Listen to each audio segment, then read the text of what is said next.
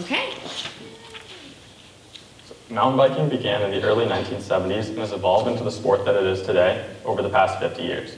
I never really took this sport too seriously, but this summer I decided to change that by going on mountain bike rides more than I ever have before. By dedicating over 10 hours most weeks of the summer, I decided to change this. To put all of this riding to the test, I set out to do a 50-mile mountain bike ride with 10,000 feet of elevation gain. While working up to this ride, I found that the most important factor that contributed to my success was the time that I put into riding. In order to effectively progress, I needed to ride as much as possible. Hi, my name is Ian Susi, and after spending over 100 hours riding my bike this summer, I'm here today to share with you what I learned about the relationship between time and success. To prepare for my ride, I first set a baseline by riding 3 different trails at the beginning of the summer. I recorded my times on these trails and then continued throughout the summer to ride these trails again and continue to track my times. The data that I collected clearly shows that I improved my speed throughout the summer, which was positive. However, I was still unsure if I was going to be able to accomplish my 50-mile ride. While collecting this data, I did multiple trials on each ride. This allowed me to get the most accurate data possible, but this also took a lot of time. However, that's exactly what I needed in order to truly progress on my bike. It was also nice to be able to visualize my results, as I was able to see progression rather than just hoping that I was progressing. I also used the Strava app to see my progress throughout the summer. I used this app to track all of my rides and my mileage throughout the weeks. This was very motivating, as I was able to record all of the rides that I went on and see the overall time I spent throughout the whole summer. I was also able to compete with others in order to progress my riding in a fun way. Aside from the physical aspects of riding, I also found that it was very mentally difficult to ride for long periods of time solo. As I planned to do my 50-mile ride alone, I needed to be able to conquer this challenge. Not being able to interact with anybody while you're on a long mountain bike ride, I found to be very difficult. After so many miles, you start to go a little bit crazy and ask yourself, why am I still doing this? Why can't I just go home? Your mind tries to get you to quit, and learning to conquer that was very difficult.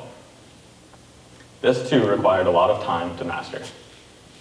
The further I rode my bike, however, the more mentally prepared I was for my 50-mile goal. With an estimated ride time of over 12 hours, I needed to be able to make sure I was motivated for that entire time. Riding so much was also very frustrating, as bikes inevitably break. Throughout the summer, I broke everything from flat tires, I snapped chain rings, and I even cracked my bike frame. I managed to break just about everything this summer.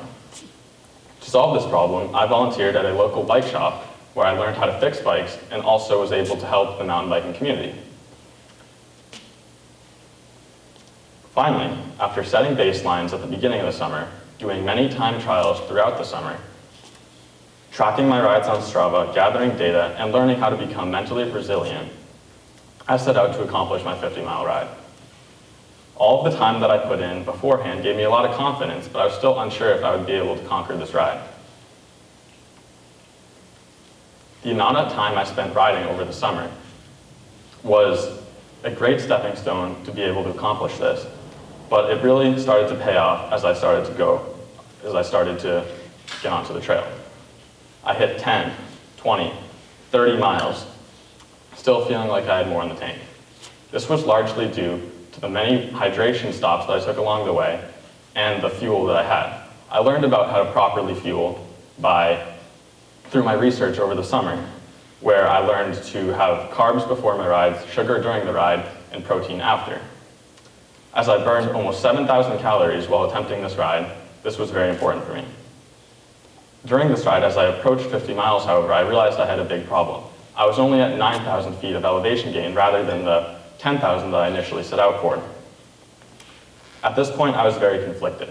I didn't know if I should stop there or if I should keep going and try to get to 10,000 feet. At this point, I really knew that my riding over the summer, the time I spent, paid off, because I decided to keep going until I got to the 10,000 feet of elevation gain.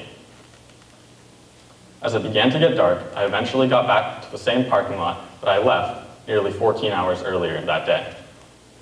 What just a few months prior I thought may be impossible, I had completed a ride that took many hours of riding, months of planning, and even a lot of dollars in bike repairs. I finally did it. A ride with 10,000 feet of elevation gain, and not 50, but 64 miles covered. I came away from this ride without a doubt in my mind that it was the time that I'd put in that allowed me to accomplish this goal. I'm a strong believer in the saying that if you spend 10,000 hours in any goal, you will master that topic. Although I didn't spend quite 10,000 hours riding my bike this summer, I feel like the 100 hours that I put in allowed me to successfully accomplish what I set out to do. I am certain that this principle does not just apply to mountain biking. Whether it's writing a book, learning to drive a car, or trying to master a new sport, I think the only factor that can really control our success is the time that we put in. Thank you.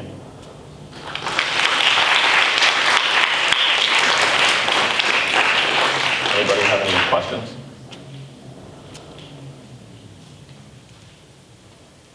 Okay, nice job, Ian. Well done.